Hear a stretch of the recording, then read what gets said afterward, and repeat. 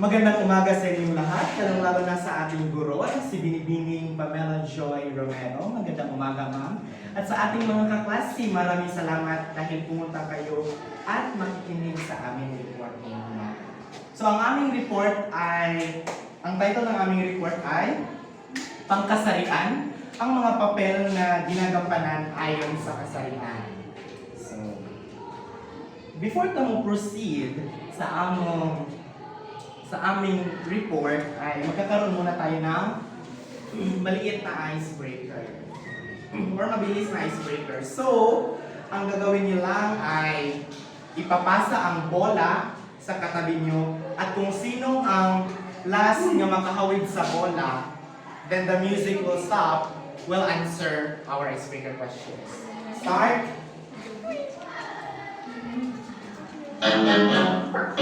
Go!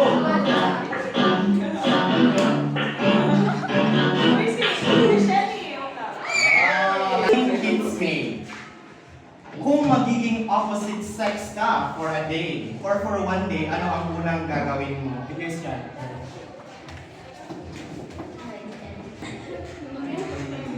Kung ako ay Yung opposite sex, o kung maging sex lalaki ka. one day, siguro ang una kong gawin ay mag-aral kasi yung kadalasan ng mga nakikita ko kasi yung mga lalaki is hindi medyo na teach naturuan ng mga mga magandang asal tapos wait lang magandang sa distinction between sa men at sa women kaya kasi kadalasan ay minamaliin nila ang mga babae kasi para sa kanila pantay ang lahat like yung for example sa kanang inig word pantay ang lahat mauna if may dali sila nga kapoy naman syempre diba mas gamay man sila o ganakuan stamina so ayun nga mag-aral. Maraming salamat, Bibining Tips. So let's continue our icebreaker.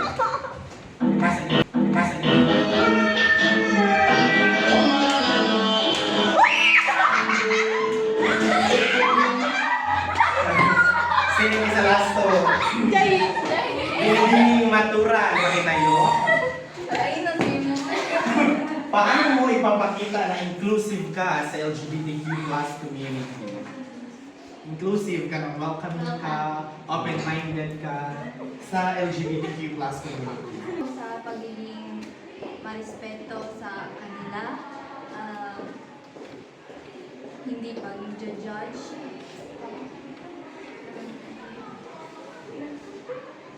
Yung pagtatrato sa kanila na parang na hindi sila masama sa society. Ganun. Maraming salamat po, Binibining. Next, proceed.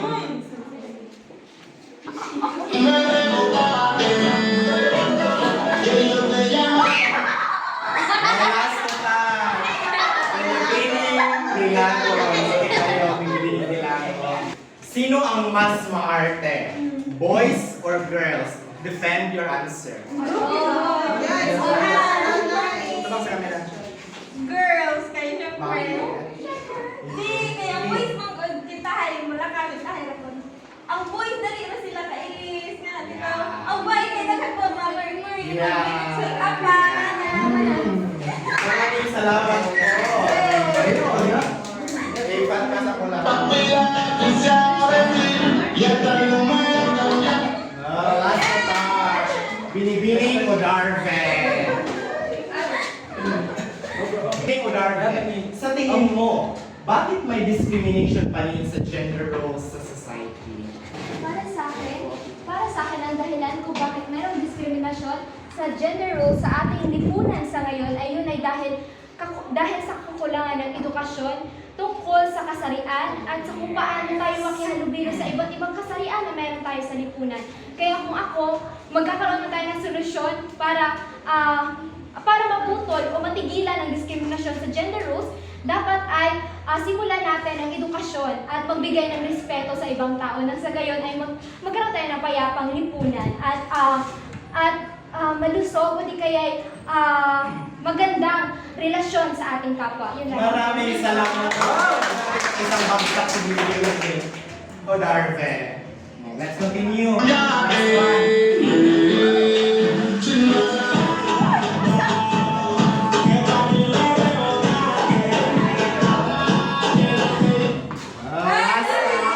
Last one. Sa iyo ito, Ginoong. O Chavo. Last question.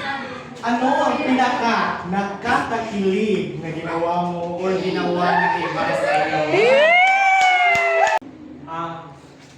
Para sa akin, ang nakakilig na ginawa ko ay yan ko si mama ng bulaklak na Malaysia. Green flag. So maraming salamat sa inyo lahat sa pakikilahok sa aming Musting Ice Cream. So, meron na ba kayong mga insights sa ating topic ngayong umaga? So, ang ating layunin. So, ang mga layunin ng ating talakayan ngayong umaga, una ay matukoy ang kahulugan ng gender roles at kung paano ito nabubuo sa lipunan. Pangalawa, maipapaliwanag ang pagbabago ng papel ng babae, lalaki o ang LGBTQ+ community mula sa pre-colonial hanggang sa makabagong panahon. Pangatlo, masuri ang epekto ng tradisyonal na gender roles sa pang-araw-araw na buhay, edukasyon, trabaho at relasyon. Pang-apat, makilala ang pagkakaiba ng sex, gender, gender identity, at gender expression. At ang panghuli ay matukoy ang mga karaniwang gender stereotypes at kung paano ito nakapigisa. So, ano nga ba ang gender roles? Pakibasa po, Binibining Maturang. Gender roles, ang mga inaasahang kilos, gawi, trabaho, ugali, at responsibilidad na itinatalaga ng lipunan batay sa kasarian. Yes. So, ang gender roles are the roles na expected or expectations sa society nga gampanan sa isa ka tao, sa isa ka kasarian. For example, ang lalaki ay dapat matatag, habang ang mga babae naman ay dapat mahinhin. Yes. Yes. So, gender roles niya. When we say babae ka or lalaki ka, dapat ikaw ang haligi ng tahanan, ikaw ang tig-provide o income, tig-provide sa needs, sa kabalay. When ang isang babae o isang nanay ay tagapag-alaga ng mga anak, nabili na sa kabay, sa household. Next. Bakit mahalagang pag-aralan ang gender roles? Bakit kaya? Sa tingin mo, Binibining Dilago? Pakibasa. Naka-apekto sa oportunidad, edukasyon, trabaho, gumagawa ng pressure at diskriminasyon, nabubuo ang identidad at ng kabataan dahil dito, naka-aapekto sa relasyon, pamilya at lipunan, kailangan para maunawaan ang gender equality. Yes. So when we say gender roles, maybe iba sa inyo ay, gender roles lang naman yan, pwede natin baguhin, depende na lang sa atin kung ano ang ating gagawin ayon sa ating kasayaan. Ngunit the reality, meron itong mga apekto. Meron itong mga negatibong epekto sa ating lipunan at sa ating sarili.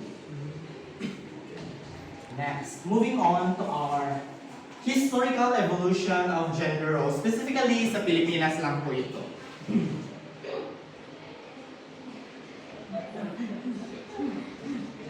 Sa pre-colonial na panahon. When we say pre-colonial is before colonization. So before colonization, ang pantay daw ang mga babae at lalaki. Ang mga babae ay maaaring maging babaylan, pinuno, at mga manggagamo. Habang ang mga lalaki naman ay may parehong karapatan sa ari-arian. May malawak na respeto sa LGBTQ+ community at walang mahigpit na pag-uri ng trabaho para sa babae o para sa lalaki.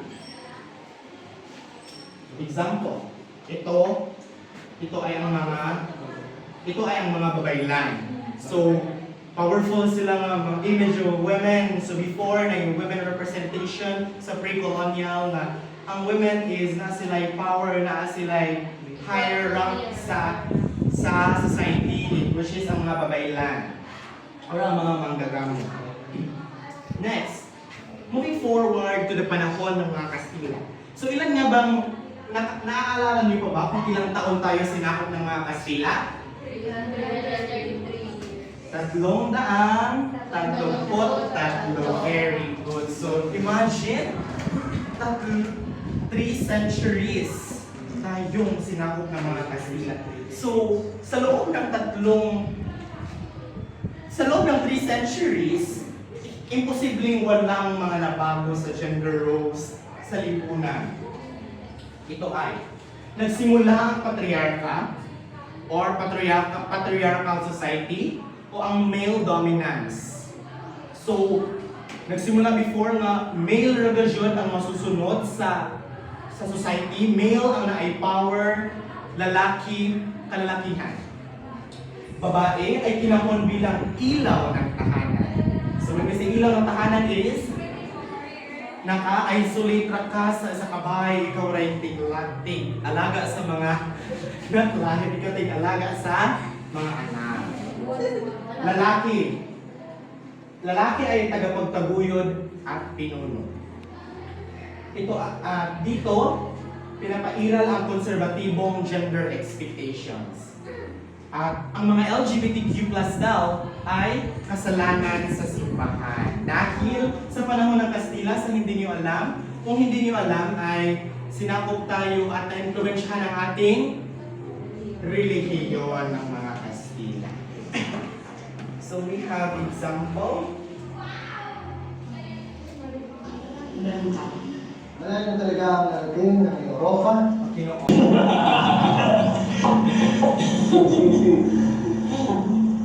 I beg your pardon. I'm just stating the fact that intelligence has nothing to do with one's gender. And that everyone, and I mean everyone, men, women, children, even the rich and the poor, everyone has that basic human right to education. Binibini. Di yata malawak ang iyong kabatiran sa wikang ng Diyos. Oh, but of course. Ano ba akala niyo kayo lamang ang... Men have no right to tell women to shut up! Yes, so yun ang ating example, no? Sa panahon ng mga Kastila. So, in case you may not know kung ano ang palabas na ito ay pinamagatang Maria Clara at Ibarra na palabas sa GMA kung saan ipinapakita ito ay hango sa nobela ni Dr. Jose Rizal na Duhaman to. So kaning Kastila is no limit ang here. Yes, so before, very evident na dito, no, grabe ang discrimination, grabe ang patriarchal society before, men na dito ang nai-power, while women are minamaliit. Yeah. So, moving forward, panahon ng Hapones. So sa panahon ng Hapones, so pila na ganito kay years tayo disako? 1941 hanggang sa 1940. Okay, 3 years. So sa panahon ng Hapones, makinig. Sa panahon ng mga Hapones, ang babae ay ginagawang comfort women. Mas lalong kinahon ang papel ng mga babae, habang ang lalaki ay sentro ng ekonomiya, military at politika. Malakas ang kontrol sa kilos ng kababaihan. So when we say comfort women, ito ay ang mga babae. Alipin. Aside sa alipin, sex slave. So sa mga military before, mga Hapon, after sila makipagbakbakan, so gigapoy naman sila. So pampahungaw, pampa-energize, maadto sila sa lugar or sa bahay, sa venue. Virtual, familiar? Next. Example sa atong panahon.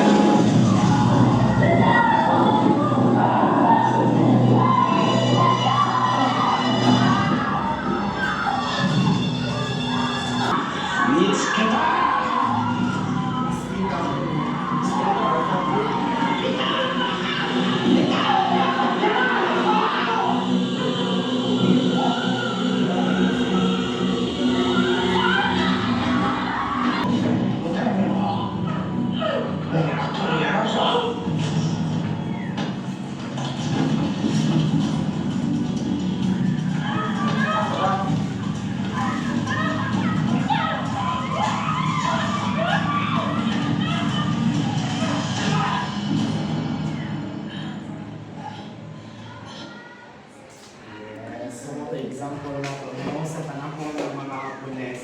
At totoo ang mga yun na nangyayari sa panahon ng mga Hapones. So, ang ating example ay palabas pa rin ng GMA 7 ng title ay may familiar din Kibaw?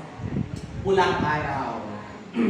Na pinagbibidahan ni Sania Lopez, Dennis Trillo, nila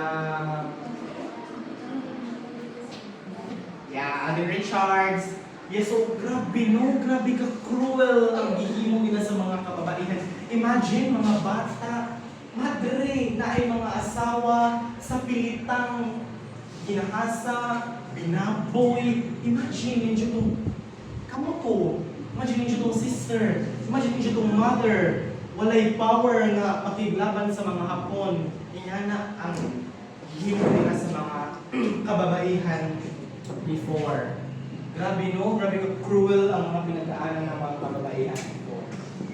So sa panahon ng mga Amerikano, so dito, murag na like nga nasilayan ang mga kababaihan sa Pilipinas. Although not really Jud, pero dito sa panahon dito ay bumukas or pagbubukas ng edukasyon para sa babae. Pag-usbong na kababaihang profesional, halimbawa, mga guro, nurse, or clerk. Dito nagsimula ang women empowerment.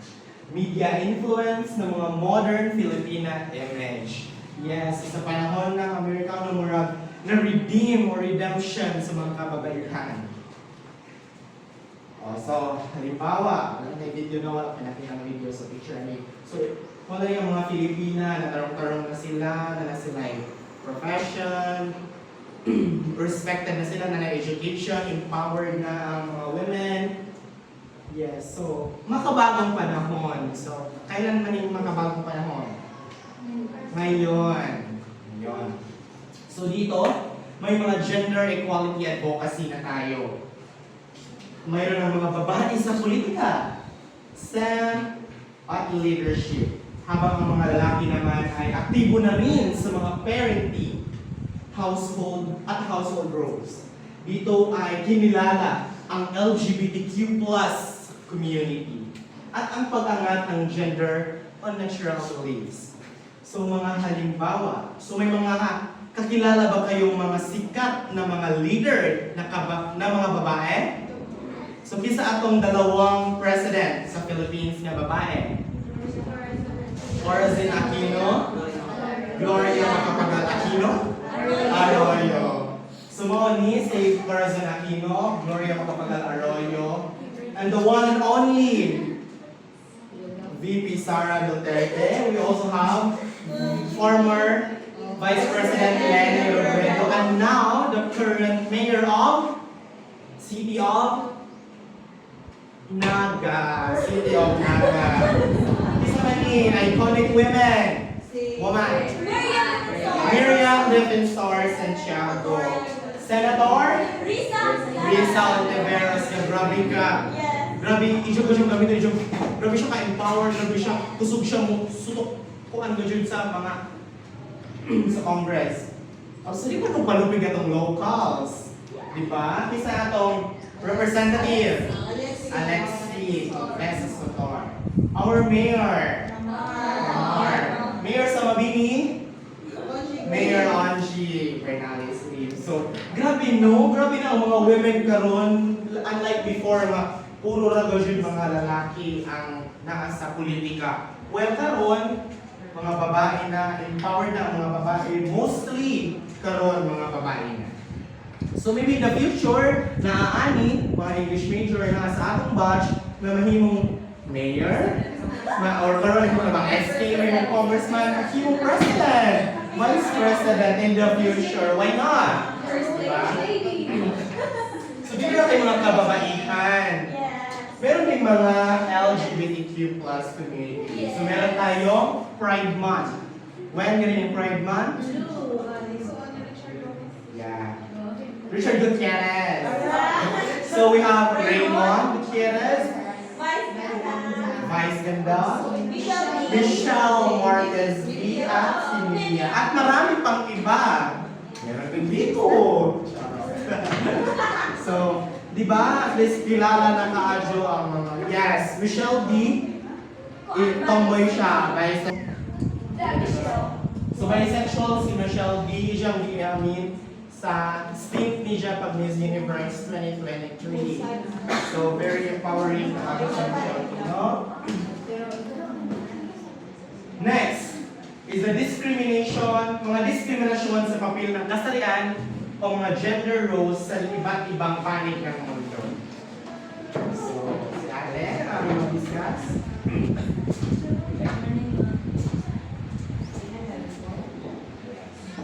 Okay, sa ulitin, magandang umaga sa ating lahat. Sa ang itinalakay ni Clifford kanina ay tungkol sa teorya, evolusyon ng mga pinagdadaanan ng mga kababaihan sa iba't ibang panahon sa Pilipinas. Ngayon naman ay tatalakayin ko ang diskriminasyon sa papel ng kasarian, gender roles sa iba't ibang panig ng mundo. Una, ay ang female genital mutilation o FGM sa Afrika. Isang tradisyong isinasagawa sa ilang bansa sa Afrika. Ano ito? Ang pagputol o pagkasugat sa ari ng babae nang walang medikal na rason. So, isang anyo ng kontrol sa katawan ng babae. Sa makikita natin dito ay apat na example. Dito sa una ay may tawag dito, kanang itong nasalay ka ng hiwaon na parte sa babae, sa kanang gawas. So wala na siya medical na rason. Wala siya medical na rason. Nakapagpinili, nagpaghiwaan ka rin na iwan na blue, tapos kanina iwan na tagi. Ito yung ginagamit. Ito yung ginagamit, di ba? Kung ating lalagay sa ating mga imagination, wala yung mga dati, di ba? Walang mga anesthesia, walang mga ginagamit na mga gamot para maisan yung sakit na so, babae talaga, kadalasan talaga sa ating society, babae talaga yung parang pinaka-kawawa talaga galing sa report ngayon naman sa akin, di ba, makikita natin, kunyari, tawag dito, yun yung tradisyon nila na may party ng hiwain. Tapos mararamdaman mo talaga yung sakit. May matinding sakit, infeksyon, trauma at habang buhay na komplikasyon. Di ba? Imagine ko, hindi natin yung sakit, baka yung iba mag-leads to mamamatay mga babae kasi may infeksyon, di ba? Tapos hindi sila naniniwala sa mga ganyan na infeksyon kasi yun yung pinapaniwalaan nila ng mga tradisyon na dapat sumailalim yung mga kababaihan. Sunod naman, ang sunod nito ay ang foot binding o lotus feet sa China. Di ba pamilyar ba kayo sa mga ganyan? Di ba may movie pa nga yan na lotus feet ni Chris Aquino. So pakibasa, it's made. Foot binding, lotus feet, ancient China. Ano ito? Pagtali at pagbaluktot ng paa ng batang babae para lumiit at maging lotus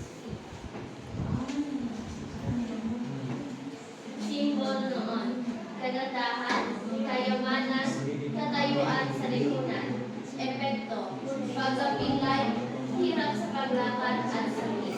So imagine natin, no, isa tayong mga babae, tapos gagawin sa atin yung lotus feet, di ba? Ang sakit-sakit nun. Tapos, magdudulot ito ng pagkapilay, hirap sa paglakad at sakit. So, dikit lalo, no, sa China, labi na kay kanila itong mga rules is dapat yun sa before, impose kay parang sa atong mga basahan ko, ganyan China is restricted sila in terms of mga rules. Lalo-lalo na sa mga kababaihan. Marami silang mga bawal din doon. So imagine mo, lotus feet nga, pursahan yun, pursahan na pag lalagay ng iyong paa sa bakal. Bakal para ma-reform yung tiil. Hindi ka dali, kung mulakaw ka. So, grabe talaga yung mga pinagdalaanan ng mga kababaihan. Hindi lamang sa atin sa Pilipinas, kundi meron din sa iba't ibang bansa. Pangatlo naman ay ang neck rings, Kayan women, Myanmar at Thailand. Ito ay ang paglalagay ng maraming bakal na singsing sa liig ng kababaihan mula pagkabata. So, gamay pa, ilan ang ang liog, bitaw para mas pag sino yung mas lalang mataas yung liig, yun yung pinakamaganda sa kanila. Yun yung tinatawag nila na standards sa kanilang lipunan of beauty. So, murag sa atong pag-analyze, murag abnormal siya nga kung ano, para nato sa modern day, murag dili siya normal na kanang na ay standard sa beauty sa lipunan. Kaya sakit pila murag pilitan unya. Murag sa pananaw nila is maganda, pero parang sa atin hindi maganda. Simbolo sa pagiging adiyan na babae sa kanilang komunidad. Epekto nito ay deformities, nanakit at hirap sa paggalaw ng lieg. So murag ka ng stiff neck nga na kay kanang na gamay pa makaturing ang magkalako na inamanang na sumurag kanang ubos bitaw siya sa pilitan. Aspeto ng gender roles, ang katawan ng kababaihan ay hinubog ayon sa pamantalang ginagawa ng lipunan. So sa ilang lipunan, mga ilang beauty standards, so kinahanglan good na sumailalim yung mga kababaihan. So luoy din lang mga babae, no? So another thing is naapoy katong sa Ethiopia o sa South Sudan, I don't know, familiar ba kayo lahat, yung paglalagay ng lako. Sa tila. Yeah,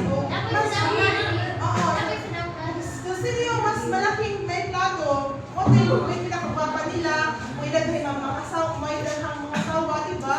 So imagine na natin, grabe talaga yung mga pinagdadaanan ng mga kababaihan. Diba? Sa unang panahon, pero ngayon, nanay mga women empowerment. So thankful ta, nag-evolve ang ato ang panahon, di na mag-evolve kanunay na naara ang mga babae sa balay, na nag-evolve tayo, pag-awag na tayo na pagkakakatay ng tayo. So yung lamang ang aking ulat, at ipapasok ito sa susunod na ulat. Next is ang mga salik na nakaka-apekto sa gender roles. Magandang umaga sa lahat.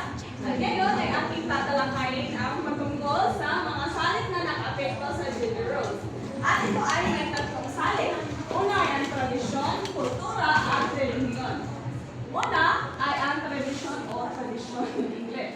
Na hindi ay pakibasa. Pinabasa sa bawat Okay, pamana na nakaraan ipinasa sa bawat henerasyon. Halimbawa, ang pagpapahalaga sa mahinhin na babae. Diba? Kung naobserbahan natin tayo, mga babae ay we're expected na mahinhin or yung ano tayo, na mahinhin or mga ano tayo, mga hindi naman sa weak, parang Vulnerable. oo, at emotional. Yan, ang babae. Tapos sa lalaki bilang tagapagtaguyod or sila yung naasahan natin na magtaguyod sa pamilya. At ang lalaki naman ay kung di ba, pag nasa isip natin, lalaki yan. Ano yan? Ganun ay strong. O di ba? Pag lalaki, for example, pag sa relasyon, di ba? Pag babae ka, kasi kahit ang yung babae yung nag-cheat, kasi siya ang lalaki, So, mas ano yung sa mga tao, mas nadapig yung tao sa babae kasi yung lalaki strong, kuntahin sila. Pero, nasasaktan din sila. Next is, sa mga rural areas and indigenous communities. Next is, kultura or culture. Paniniwala, gawi, pamantayan at simbolo ng isang lipunan, dito nakabatay kung ano ang tama o katagap-tagap. Sa Japan, men are expected to be work-focused. Dahil sa Japan, ang mga lalaki ay sila ang main financial provider sa Japan. The next is sa Middle East or sa Saudi, for example, na country. Women expected to stay at home. Kaya kung napapansin natin, ang mga lalaki ay pwedeng mag-asawa ng tatlo kasi yung mga babae umaasa lang sa lalaki sa Middle East. Din sa Pilipinas, modesty culture sa kababaihan. Kung napapansin natin dito sa Pilipinas, tayo ay conservative pa rin sa ating manood. Pero yung iba, dahil sa na-influence na sa ibang country, ay naghuhubog na rin. Ay natuto na rin maghubad-hubad. Pero kadalasan sa mga babae dito sa Pilipinas, we are, ano pa rin, modest. Oo, may nagpapalo pa sa culture, like katulad natin. Next is, ang religion. Malaking influensya ito sa gender expectation. Like Christianismo, babae, nurturing, caregiver, lalaki, provider, at leader. For example, if you are nasa ministry ka, if you're a pastor, di ba ang pastor, sila yung nag-lead sa mga tao. Tapos pag ikaw na wife, na tinatawag na pastora, kuntahay, nurturing or caregiver, sila yung sila yung nasa likod paragi sa pastor na mag-comfort, sila yung magluluto, mag-prepare ng mga pagkain para sa mga members, di ba? Pero yung lalaki, sila yung mag-preach, gano'n. Yung example ko sa Christianismo. Next is Islam. Malinaw at mahigpit ang division ng role sa isang bansa. Di ba sa Islam, ang lalaki,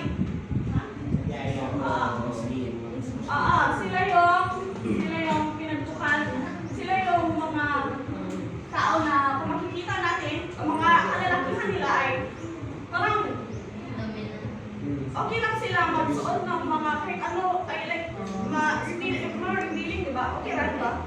Sa ahang nakapanan. Pero sa babae nila, dapat nakabalot ka talaga. Kasi Mga mata kayo makita. oo, kasi pag may iba kasi na pag ma-reveal yung mga ano mo, skin mo, may tendency na ma-rape ka. Ganun sa Islam. Next is Hinduism. Purity expectation sa kababaihan. Dapat you are pure. Or in other words, another term, virgin ka. Kasi yan ay importante sa pananampalataya nila. Next is Buddhism. Women seen as spiritual weaker in order tradition. Like for example, in Thailand, kung alam nyo, yung babae nila, hindi sila pwedeng papasok sa templo. Yung babae kasi baka daw ang babae niriridla.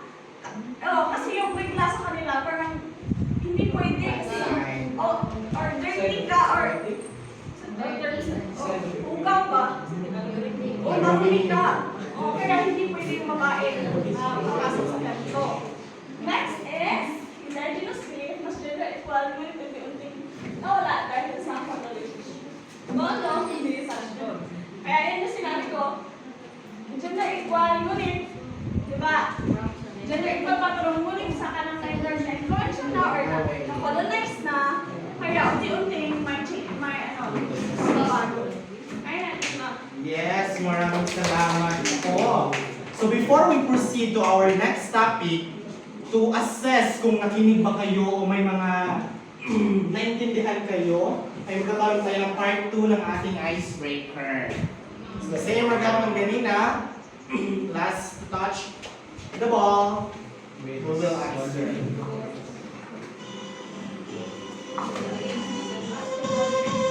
Go!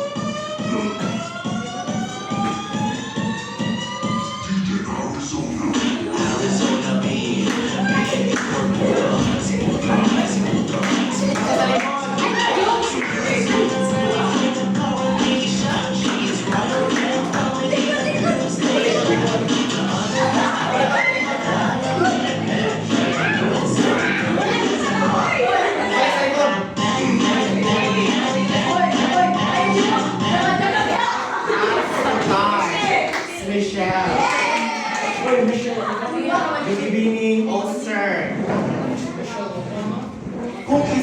kang lalaki o babae noong panahon ng mga ninuno o pre-colonial, anong tungkulin ang gusto mo? Babaylan, mandirigma, o pinuno, at bakit? Mandirigma. Yes, at bakit? Siyempre, para magkaroon tayo ng yung kabog-kagarog. Like, natay, kabota mo self-defense. Yes. Very good. So next, proceed. Asan ang bola? Ang bola asan? Go! Basta!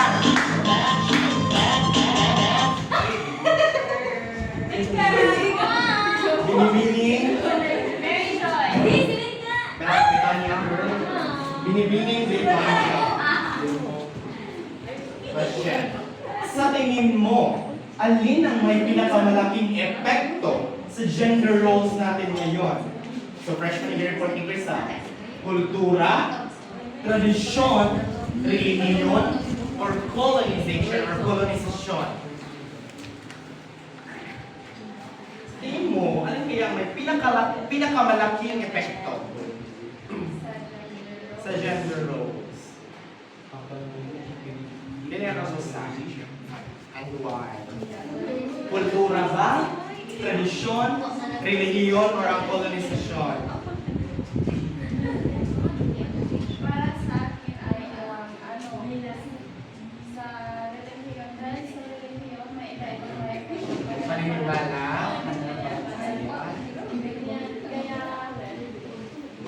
marami na rin sa Yes! Very good! So, proceed ta sa next topic. The SOGSC. Later na po. Excited ka rin sa SOGSC. So before na ang SOGSC. Familiar ba mo SOGSC?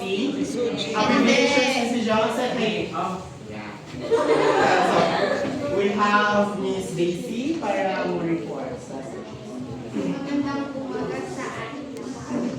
Ako ngayon ay tatalakayin ko ang talakayan ng SOGSC. Ngunit bago natin simulan yan, magtatanong muna ako, alam ba natin ang kaibahan ng gender at sex? Yes. Oo. Yes. Sino dito ang alam? Sino dito ang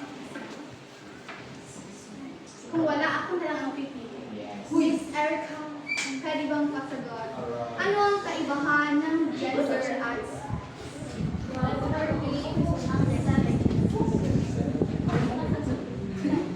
Ang sex ay one from pag-aayon na hindi mo muna siya, for example, female and male or ito, while ang gender, kung sa inuhang pag-ila sa inuhang pag-ila. Okay, that's good. Now, let me elaborate it. Ang sex, ito ang biological na identidad ng bawat isa sa atin. Natatangi natin ito sa ating kapanganakan pa lamang. Malalaman ito, halimbawa ay ang ating mga produktibong bahagi ng katawan, mga genitals. At samantalang ang gender naman, ito ay ang identidad natin sa lipunan. Kung paano natin kinikilala ang ating sarili at kung paano natin ito ipinapakita sa lipunan. Ngayon, dadako tayo sa SOGSC. Ang SOGSC ay abbreviation na binubuo ng 5 bahagi. Una ay ang letrang S na ang ibig sabihin ay sex. Pangalawa ay ang O na ibig sabihin ay orientation o sex orientation. Tapos ay GI na ang ibig sabihin ay gender identity. GE na ang ibig sabihin ay gender expression. At SC na ang ibig sabihin ay sex characteristics. Now, dadako tayo sa sex. Kagaya ng sinabi ko kanina, sex o kasarian, ito ang biological na katangian natin. Nangabatay sa chromosomes, hormones, reproductive organs. Natatangi natin ito sa kapanganakan pa lang natin. Diba? Kagaya ng sinabi ko kanina. Diba? Sa birth certificate natin. Diba dalawa lang ang kasarian doon? Male and female. Biologically. Yun ang ibig sabihin ng sex. Meron tayong isa dito. sino sa atin dito or sino dito ang alam or may alam about sa intersex? Ang intersex, tumutukoy ito sa iba't ibang mga kondisyon kung saan mayroong hindi pagkakatugma sa pagitan ng panlabas at panloob na sex organs ng isang individual. Halimbawa na lamang ng nirevyong medikal ni Dr. Jezreel Esguerra na nahanap ko lang din sa Google, na meron daw yung isang lalaki na teenager na nagreklamo daw siya dahil sa pagdurugo ng kanyang ari. Nagpa-check up ito at nalaman na meron pala siyang katangian or meron siyang organs na pangbabae sa loob ng kanyang katawan na nagdudulot na meron siyang buwan ng regla. Yun ay halimbawa ng intersex. Hindi nagkakatugma ang panloob at panlabas na organs ng isang individual. Kunwari, pinanganak kang lalaki, meron kang ari, penis. Ngunit, kagaya na lang ng kanya, meron siyang internal organs na pangbabae. Kaya, meron siyang buwan buwan. Yun ang intersex. Ngayon naman, dadako tayo sa sexual orientation. Sino ang naaakit o kanino ka naaakit? Ang sexual orientation, atraksyon sa emosyonal, romantiko at sexual. Ito ay ang identidad ng isang individual na nakabatay sa kung kanino siya naaakit o nagkakagusto. At marami tayong halimbawa or marami tayong uri ng sexual orientation. Unang halimbawa nito ay ang heterosexual. Ibig sabihin, naaakit sa hindi parehong kasalanan. Halimbawa ako, babae, naaakit sa lalaki. In other words, straight, kumbaga. Tapos, meron tayong homosexual na ibig sabihin ay naaakit sa parehong kasalanan. Kunwari, babae, naaakit rin siya sa babae. At lalaki, naaakit rin siya sa lalaki. Ngayon, meron naman tayong bisexual na ang ibig sabihin ay naaakit sa babae at lalaki. Ang bisexual ko, no, gusto na like both woman and man. So, next is, we have pansexual. Pansexual, naaakit sa isang individual base sa ibang katangian.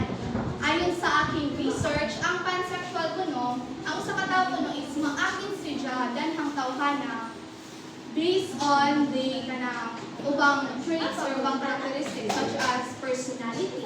Dili siya magbase kuno sa gender. Yes.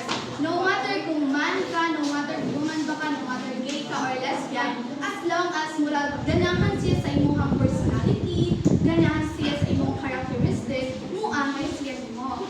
That is pansexual sexual. Now we have here asexual. Taong walang sexual na attraction, pero pwede romantically or emotionally. Ibig sabihin, naaakit sila in a romantic way or emotional way. And dili sila mo engage sa kanang mga sexual na kuan bitaw. Bali, kung muamay sila ng tawhan mo bitaw, genuine kaayo na naka-base ra sa romantically, base ra sa emotion. Bali, wala sa ilang una-una ng mga sex na action, mga sexual na things to choose. That is asexual. Karon, mudako ta sa gender identity. Sino ka sa iyong sarili? Gender identity, ito ang personal at panloob na pakiramdam kung ikaw ay lalaki, babae, parehong wala o kombinasyon. Sa ibang salita, ito ang tawag sa malalim na pagkakakilanlan sa sariling kasalanan. Para nimo, deep inside you, unsa man ka? Kinsa man ka? Unsay pagsabot nimo sa imong kaugalingon? For you, kinsa man ka? Ingana, mao na ang gender identity. Halimbawa is ang man or woman. Kung feel nimo laki. Daghang kong uri ng gender identity ha. We have here the cisgender, which is ang man or woman. Ibig sabihin, kanang imong na-feel na identity or kanang imong pagkakilanlan sa imong kaugalingon. Ni kuan siya, ni match siya sa imong sex, sa imong biological na sex. Mao na man or woman. We also have non-binary, which means kanang imuhang identity or imong pagila sa imong kaugalingon is outside man. Wala mo gila imong kaugalingon or dili mo feel na man,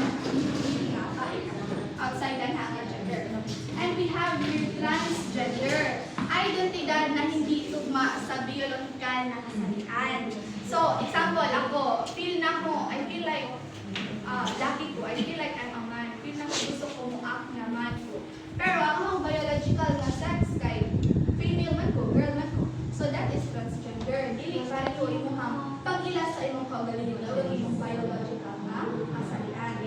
Then we have here agender. Mga tao puno nga naglalarawan sa sarili bilang walang kasalanan.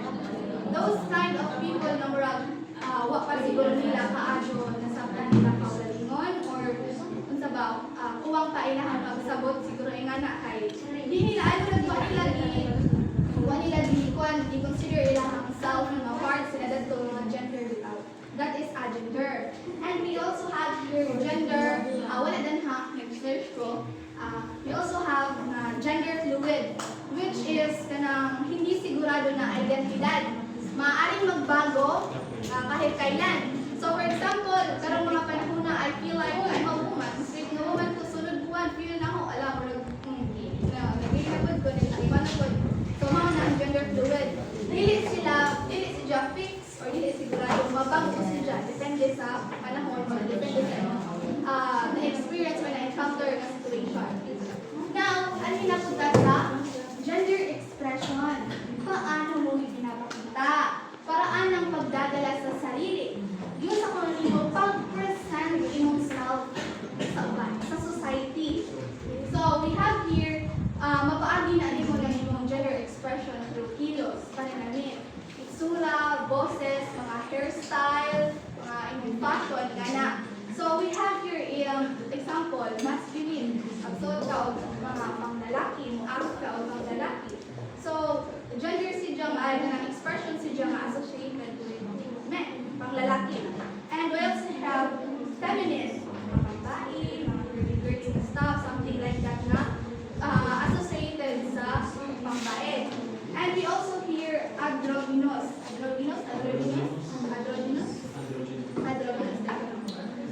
Gender expression na associated with a combination of the two, the man and the woman attributes. So, murag, kuwan ka, kanang i-express imuhang self ito mo. Usahay mag-spirit ka, usahay mag-handling ka. Ma-express mo imong gender through those both attributes. So, that is androgynous na gender expression.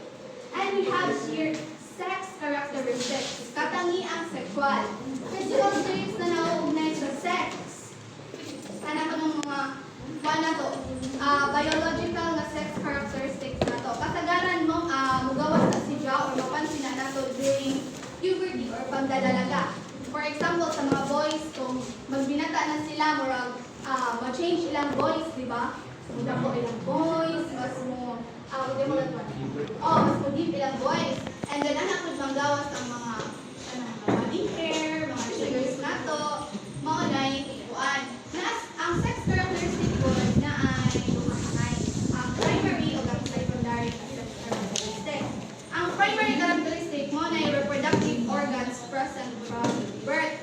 Kananggikan sa pagpanganak ni mo, na jud na makita ato ang mga reproductive organs na nangyayari. While ang secondary characteristics is mauna si Jack atong mga characteristic na ito, mamugawas ra kasagaran during puberty na daw na pagdadalaga. Mo na yung secondary na characteristic. So, I think that's all. Maraming salamat. So, magandang umaga. Dumako tayo sa gender roles theories. Pakibasa Miss Abduan. Social Learning Theory by Albert Bandura. Natututuhan ang gender roles sa pagsalaya at pagmamahal sa magulang, kaibigan at media. Pinalalakas ng reward at punishment ang kabuligan. So, ang una ay ang teorya ni Albert Bandura, ang social learning theory. Halimbawa, kapag ang lalaki sinasabihan ng huwag ka umiyak kasi lalaki ka. At kapag babae naman, madalas turuan ng nanay na maglinis, magluto at mag-ayos sa bahay. Pangalawa, ang teorya ni Sandra Bell, ang gender schema theory. Ang bata ay bumubuo ng mental categories kung ano ang pang-lalaki at pang-babae. Nagiging basihan ng kanilang pag-unawa at kilos tungkol sa gender. So, ang halimbawa nito ay ang bata pa lang, iniisip na nila na ang blue ay pang-lalaki at ang pink naman ay ang pang-babae.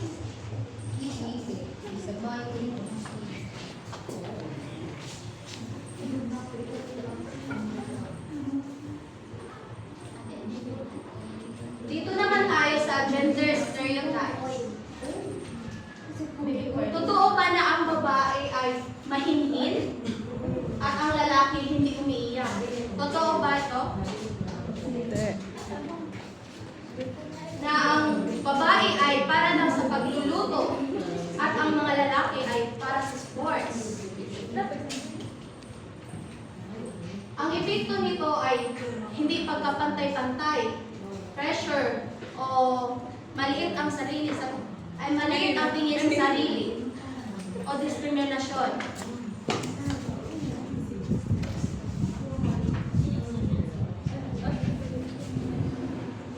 Sunod naman, gender roles sa pamilya. Noon, ang tatay ay provider daw at ang nanay naman ay caregiver. Pero ngayon, may shared budgeting na kung saan ang mag-asawa parihong magdidesisyon. At shared parenting kung saan ang nanay at ang tatay ay parihong mag-aalaga ng mga anak. Ang pangatlo, women breadwinners. Kung saan ang halos sa mga Pinay ngayon ay OFW na. At ang mga ama ay halos nasa loob lang ng bahay, stay-at-home dads. At dito naman tayo sa gender roles sa paaralan. Ang lalaki daw ay para sa STEM at sports. At ang mga babae ay para lang sa humanities. Ang leadership naman ay mostly daw sa lalaki lang. Totoo ba ito? Pero sa ngayon, may babae na naglalaro ng basketball. Yes. At at iba-iba pang mga sports na pwede ang babae.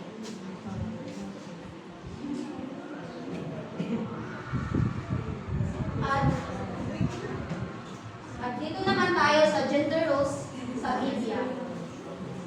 Babae, sexy, mahinhin, laging in distress.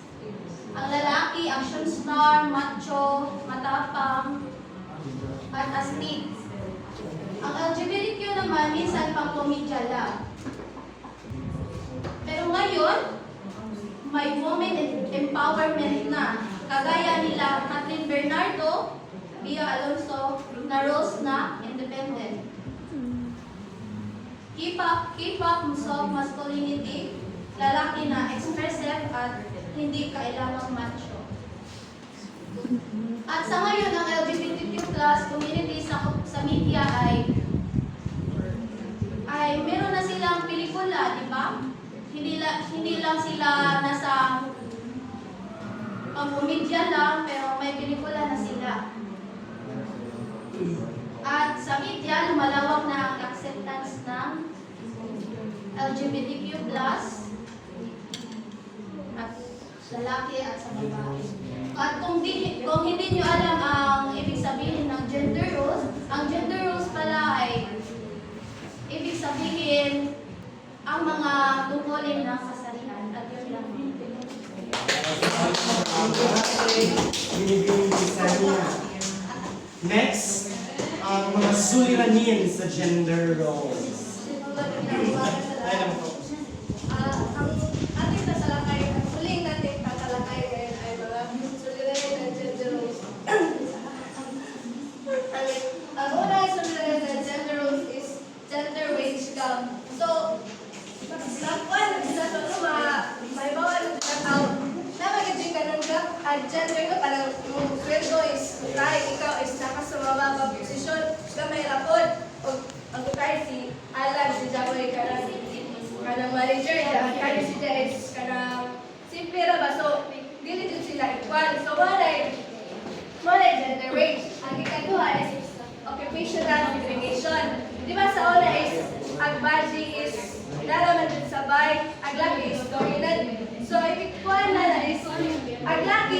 laki ra jud ang patrabaho, ang baji ra jud. Hindi pwede ang laki ang himo sa trabaho sa baji sa una, di ba? Kay ang laki is provider man lang. Violence against women. So, balik ka na violence against women. Ang baji din sa una is mubo na kayo. Ang laki is kanang so, wala sa dalaga. Homophobia and transphobia. Sinpari sa LGBTQ. Ang kanang homophobia is nabilong dahil ang transgender, gay, kung kanang bisexual. Ang transphobia is ang kanang transgender. Di ba?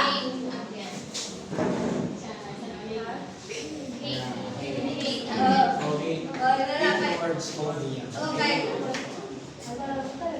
Wala ka ng kuwan karon nga violence sila kay kuwan kay catcalling and harassment para sa gingan ni anak ninja kanang tahay na baji mo agi or mga something lain nga gender mo agi ka just sinsita mga kalit di ba? It's harassment naman na kay kanang mura ba ikuan na ka judge na paana o yana da kaling internalized sex sexism ko dari kaya ibig sabihin dali internalized sex sexism is kanang gidawat na atay babae gidawat na imo sa imong kaugalingon nga diha ra jud ka adya utay ako adya ang tan-aw na ni Jay is gi-judge ba dya kung mara po ang tan-aw niya o kung sa gi-judge sa tao sa ako mara po ang tan-aw niya wala kanang internalized sex sexism dahil so dumapo naman tayo sa mga mahalagang batas so as you can mga baji radari, di ba? Babay kita sa mga laki. LGBTQ yun.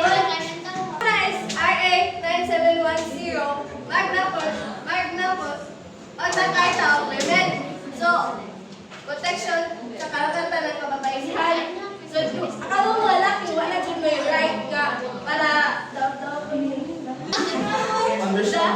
sa kanin RA 11313, Same Space Act, anti-bastos. Mo na itong nabilog ng kaning tuan, kaning catcalling. Sa kaning RA 9262, Bawsi Protection Laban sa Violence sa Kababayan at Bata. Mo na, Local Anti-Discrimination Ordinance. So, ato LGU, dahil sa atong local, nanapoy ka ng law nga gikuan pero sa LGBTQ, no? Modern changes and gender rules, feminist movement. Dahil karon nanatay ang mga baji kanina movement, ang mga baji is pantay na. Dili na pwede ninyo nga kuan kayo mukuan mo mapatay na mo galing ano, di ba? Di na mo mga kuan kaya na ganito. Sa kaning women embracing skincare and self-care. Dali mo nga ang mga laki karon mas active pa sa mga baji. True. Oo di ba? Mas active sila kaysa sa mga baji. Women as CEO and professionals. So dili na jud ta makaingon nga ang baji mo na dili na wala sila karapatan nga muskwila kay kuan man pwede naman karon nga nanay trabaho mas dako pa sila trabaho sa mga laki kay ang mga baji karon mas butan mas mga laki. Mas butan pa sila diba mas gender neutral parenting. Ang kani ibigkuan dali ang mga bata dili na nato sila nga ang mga laki is laking bata nga agila na jud doan is kanang mga robot mga kanang mga kalikot-sikot nga kanang maduaan pwede na sila kanang pwede na sa magsuwagdan wala na ba kanang wala na basta kanang youth breaking stereotype nakakita pa ba mo karang nga ang kanang baji is ay mga bata nga ay kanang bata ng kanang ila join kanang discriminate ang mga kwan kay kamo dili mo pwede na suwa na no dahil sa ganang karon is pantay na sa taong tanan wala na ay singalan dirang ikaw mo pa kay wala ka kitanawa karon kita di ba mga baji na kaswila na adya mas bright pa ang mga baji kasi sa mga laki. So, maraming salamat, Binibining Krishna. Everybody read? Ang pagkakamatay hindi laban ng babae laban sa lalaki, kundi laban ng lipunan laban sa mga limitasyon agree? Very good. So that concludes our discussion for today's video. So, photo siya. Any questions? Clarifications? And so far? Yes, very good. So, kami naman ang may questions sa inyo. So, can you get 1/4 sheet of paper? We will have a short quiz. Very easy quiz, Lie down and hindi mo ma-perfect. One. Ako ay paraan ng pagpapakita sa buhok, pananamit, kilos at estilo. Hindi ako nagsasabi kung sino ang gusto ko o sino ang gusto mo, kundi paano mo ipahayag ang sarili mo. What am I? Number 2, ako ay tungkol sa kung kanino ka naaakit. Romantiko o sexual. Piliin mo ako ng tama. What am I? Number 3, Carlo was born male but feels and identifies as female. What SOGSC components applies here? Number 4, Anna likes both men and women romantically. What is her sexual orientation? Number 5, Charot.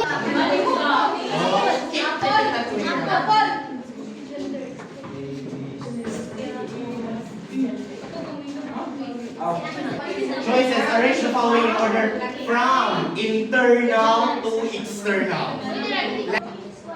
So, asa yun na? Gikan sa kaloob-looban yun. Number 6, give one gender stereotype in Philippine society and rewrite it into a gender fair statement. 2 points yapon.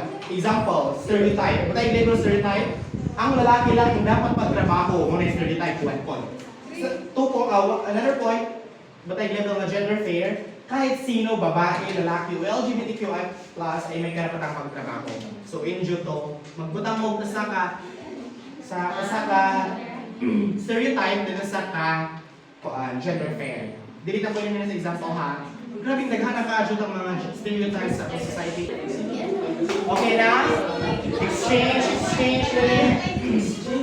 kindly exchange your paper sa imong best friend sa katabi mo. Okay, number 1. Ako ay paraan ng pagpapakita sa buhok, pananamit, kilos at estilo. Hindi ako nasasabi kung sino ang gusto mo, kundi paano mo ipahayag ang sarili mo. What am I? Gender expression. Number 2. Ako ay tungkol sa kung kanino ka naaakit, romantiko o sexual. What am I? Sure? Yes, sexual orientation. Number 3, Carlo was born male but feels like female. Ano na siya?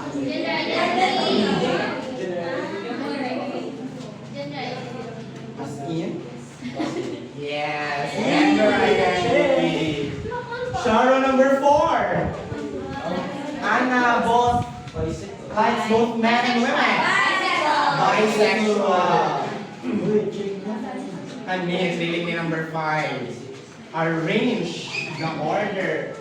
The following in order from internal to external. So, sa may kinamahan? Gender. Before ni mo mailay kung ano ka namin kung ano you are, mabilis mo na din mo sa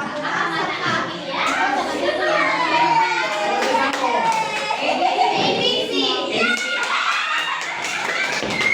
ABC. Correct. Paano number 6? 3 points on 3 points. Give me one example of its name. Sa imong paper. Stereotype. Stereotype is ang mga lalaki ay hindi maaaring maglaro.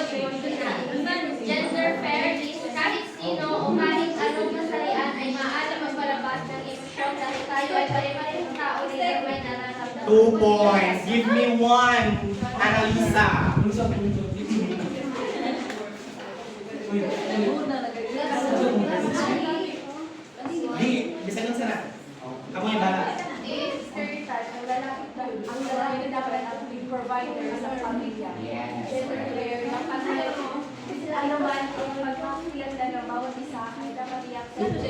hanggang hindi na nakakasagot sa iyo. 2 points. Another. Last one. Mary Joy. Paper ni Mary Joy. Go. Diyan, ang mga babae ay dapat nasa bahay lang. Diyan, gender fair kay ang mga babae pwede rin. Dapat sa labas.